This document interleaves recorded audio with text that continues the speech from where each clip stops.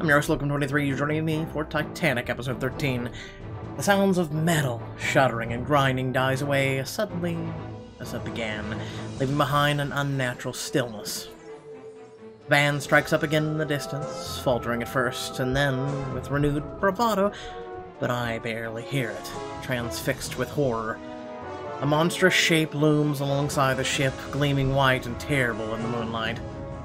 I race back to Café Parisien, with the party, which was already half ruined by Zeta's dramatic exit, is in complete disarray. Brandy, fetch me another brandy.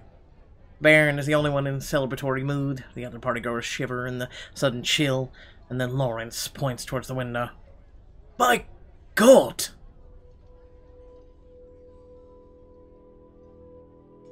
A wall of ice presses against the windows, endlessly white.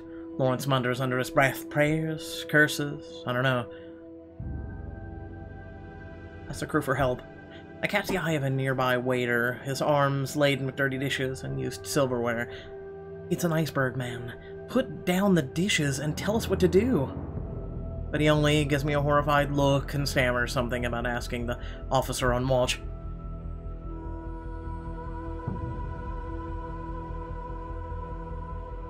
The side of the iceberg creaks and suddenly crumbles, sending shards of ice flying through the cafe windows. A moment later, the night sky is visible from the windows once more. The iceberg passes, the only evidence of its existence scattered like broken glass across the floor. The Baron shambles over and picks up a frozen shard, regarding it this way in the electric light. Then he catches my eye and drops the ice in his brandy glass with a resounding clink. To adventure!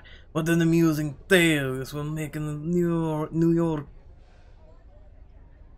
A few of the partygoers raise their glasses, but others still look uneasy. Lawrence comes over, his eyes darting between the ice on the floor and the now clear windows. Seems the worst is over. We're all none the worse for the wear. I don't believe that. This was no minor collision. It felt like the ship was tearing apart. The ship shudders before he can say another word, and then nothing. Only an uneasy silence, a stillness. Engines, they've stopped. There's more shouting. Someone, a steward perhaps, announces that we've likely thrown a propeller. Nothing to be concerned about. I hear the confidence behind his cheery tone. The Titanic in his mind is unsinkable. The words rattle around in my head. It is only a word. No reassurance at all. With doubt comes a surge of true fear. I can suddenly think of only Helene. Did she hear the collision below decks? Did the ice scrape past her window? Or does she sleep peacefully? I have to go right now. I hurry out of the cafe, trying to put my thoughts in some semblance of order. Suddenly, I feel a hand on my wrist, turning. I see Matteo, his eyes wide and his breathing hard. Where did you come from? Matteo, what are you doing here? I felt the ship shudder, and I came to find you. I had to find you. He looks conflicted, his gaze skitters away from mine. There is so much we have to say to each other, but now is not the time. Helene. He understands my meaning immediately and straightens up. I find myself unsurprising when he says, I'm coming with you. But we'll need a guide, someone who knows the ship. He's right, and of course, and we both realize what that means. The aid we'll need.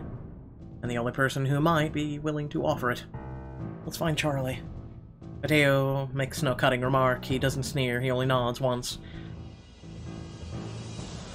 Let's go then. We don't have much time. Hopefully we can find Charlie at the lifts. The engines start up again as we race down the first-class corridors. A piercing shriek resounds from the funnels, deafening us even inside the ship. The hull vibrates with building tension. Round a corner to find the way blocked by a small crowd of passengers milling about in house coats and slippers. A few stewards are bringing them drinks, encouraging them to go back to bed. There's an atmosphere of jollity rather than panic. They should be putting on lifebelts, not drinking cocoa in their slippers. Rich will refuse to see disaster until it is upon them. It will be ugly when it happens, if it happens. The crew is hardly helping. The crew should be sending them above decks, not fetching them drinks. The crew has been trained to serve, not to lead. They will not stand up to their betters. Because they're idiots. You may be right, but I think of the policemen and their clubs, and I shiver. Terrible things can happen when those in uniform lose control. An elderly couple in fine evening wear walk towards us arm in arm, taking up the whole hallway. Mateo steps to the side, waiting for them to pass. I press myself against the wall beside Mateo as they shuffle by. Despite the circumstances, they seem unconcerned, confident their riches will shield them from trouble. As we proceed, a disturbing thought crosses my mind. How many lifeboats are on board? Mateo's answer is both certain and grim. Not enough by far. And if we go under, anyone without a first-class ticket will be left to drown. I wish I was surprised. I suppose the White Star Line doesn't expect repeat business from third-class passengers. Mateo barks out a short, surprised laughter. No, I suppose they don't.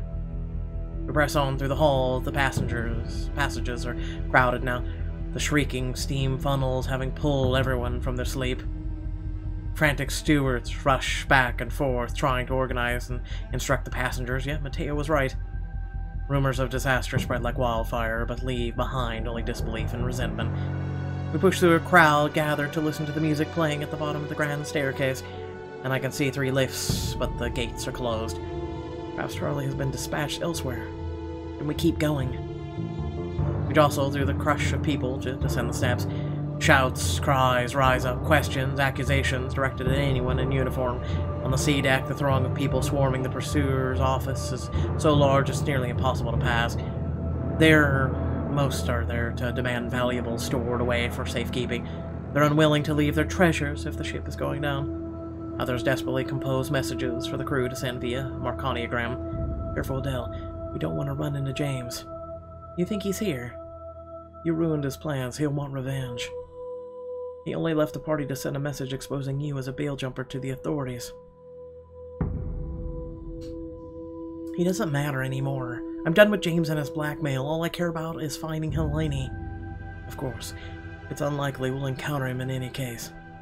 With some difficulty, we squeeze our way through the densely packed potties. Just as we clear the worst of the crowd, I hear a voice that stops me dead in my tracks. Adele!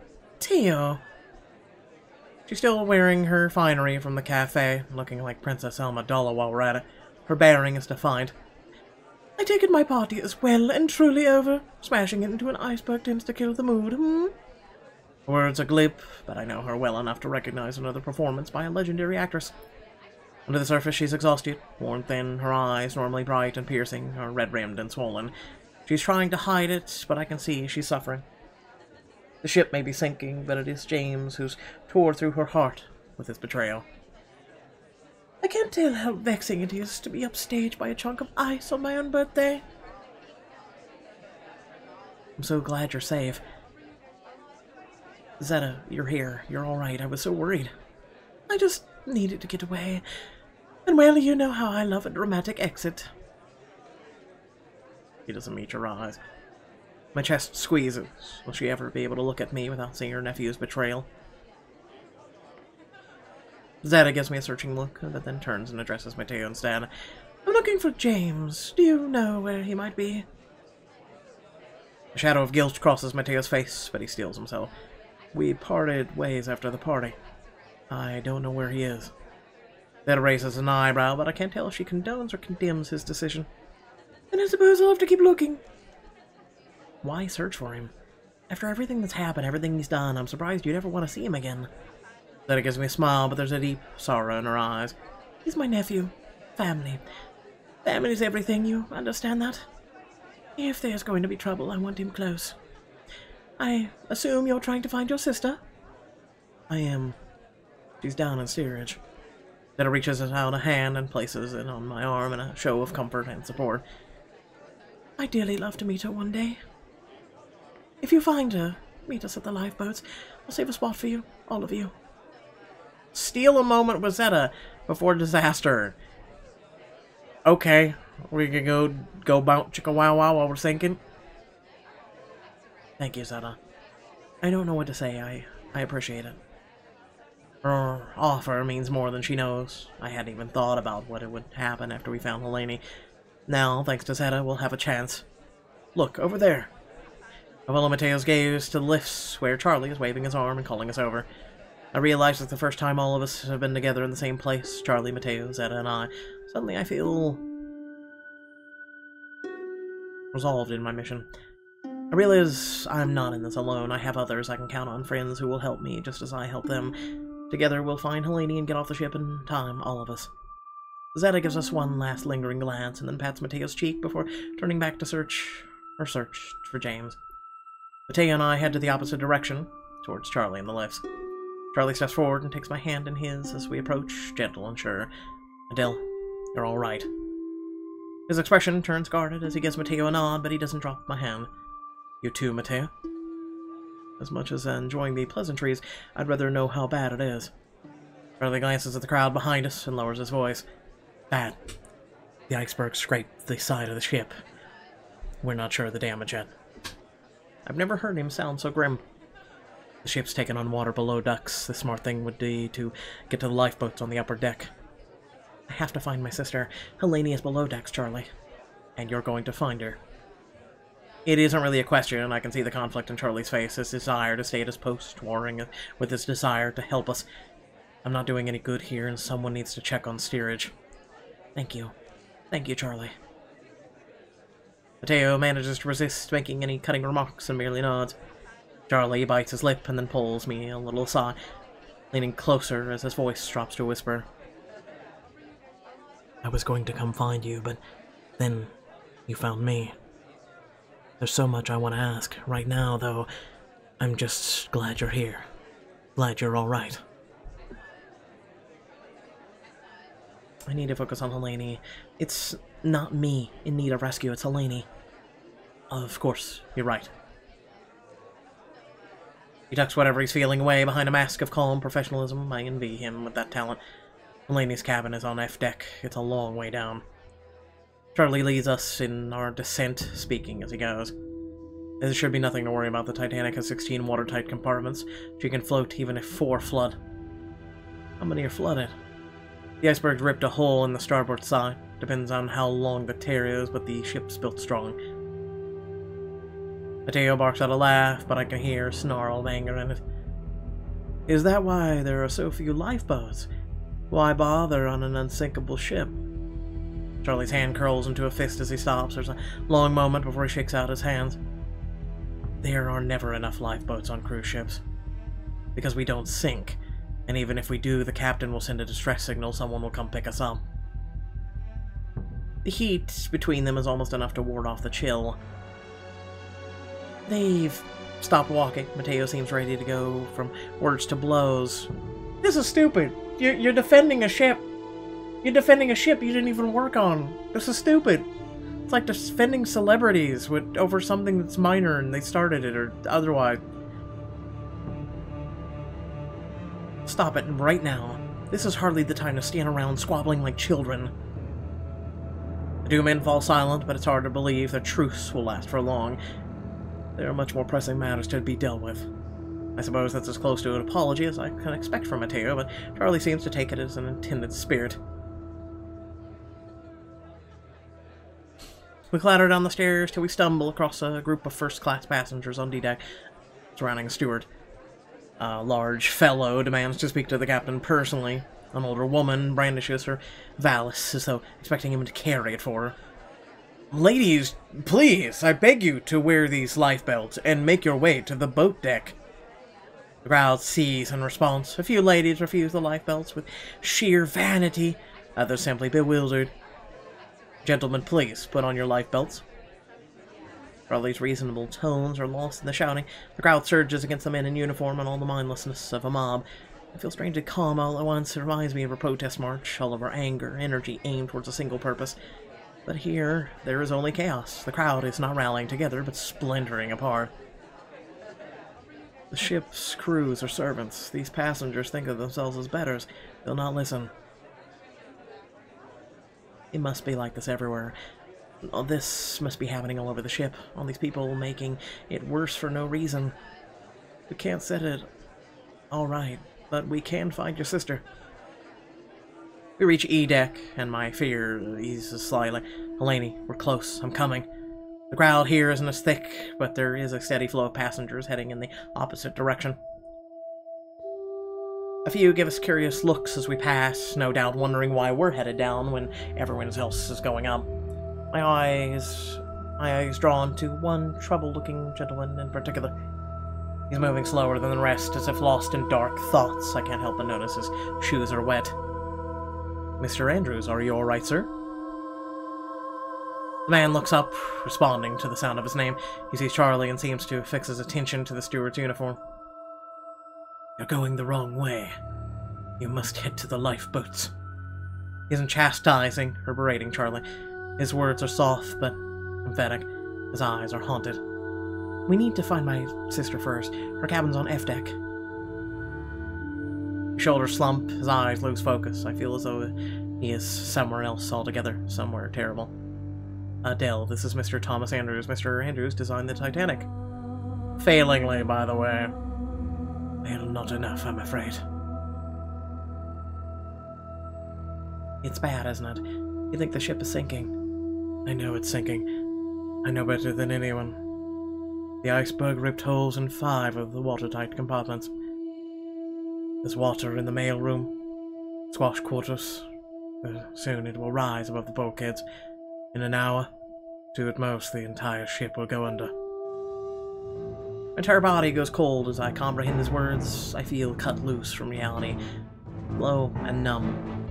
We're sinking. Charlie's voice breaks on the words, and sensation floods back into me with a sickening rush. "Helene. I have to get to Helene." The lower passenger decks will be taking on water soon, if they haven't already. You won't have much time." For the first time, I hear genuine emotion in his voice, sympathy, regret. "I wish you Godspeed." "And what will you do? Are you headed to the lifeboats?" He doesn't reply. Instead, he casts his eyes to the floor and turns away. And in that moment, I know he will go down with the ship when it sinks, penance for the thousands of souls aboard. A wave of dread washes over me. For the first time, I truly understand that Helene, all of us, might not survive. I look at my companions' faces. They know it too. They need to go if the mailroom's flooded. Quite right. I'll thank you both. I will never be able to thank you for what you are doing for me. For you, don't be silly. I'm here for my own reasons. We're all in this together. The 3 of us push on, a sense of urgency, increasing our pace until we reach the stairs leading down the F deck. I think I hear something. Water. I hear it now too, the unmistakable sound of water rushing up to the bottom of the staircase ahead. We do not dare stop, we do not dare falter. The ocean is coming for us all. Thank you all for watching. Please remember to like, share, and subscribe. Head down the description below, links to social media, Discord, and a few links to support me and my content. And without further ado, thank you all for watching. Once again, consider hitting that bell icon to receive notifications, as well as, the join button. Become a part of Locum's Locos crew. It'd be great to have you. And thanks for watching again, and I'll catch you all next time. Peace.